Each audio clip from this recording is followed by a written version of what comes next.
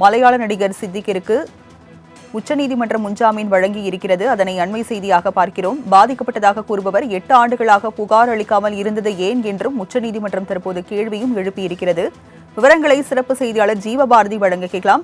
ஜீவபாரதி, பாலியல் வன்கொடுமை வழக்கில் சிக்கிய மலையாள நடிகர் சித்திற்கு முன்ஜாமீன் வழங்கியிருக்கிறது உச்சநீதிமன்றம் வேறு என்னெல்லாம் தெரிவித்திருக்கிறது? விவரங்கள் என்ன?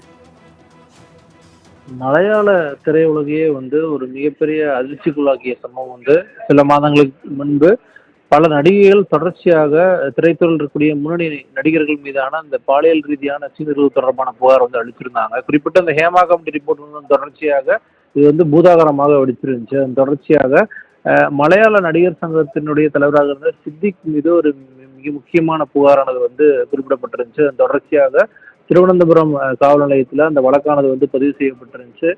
இந்த நிலையில இந்த வழக்குல தனக்கு ஜாமீன் கோரி உச்சநீதிமன்றத்தை நாடி இருந்தார் நடிகர் சித்திக். சித்திக் தரப்புல முகில் ரோத்தகி ஆஜராகி அவருடைய அந்த மனு மீதான விசாரணையில் தொடர்ச்சியான வாதங்களை முன் வச்சிருந்தாரு.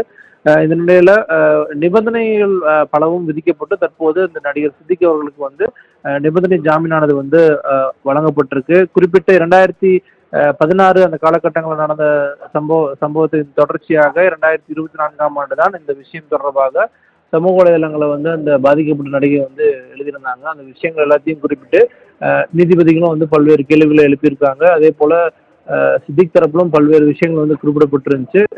இந்த நிலையில தான் தற்போது இந்த நிபந்தனை ஜாமீனானது வழங்கப்பட்டிருக்கு.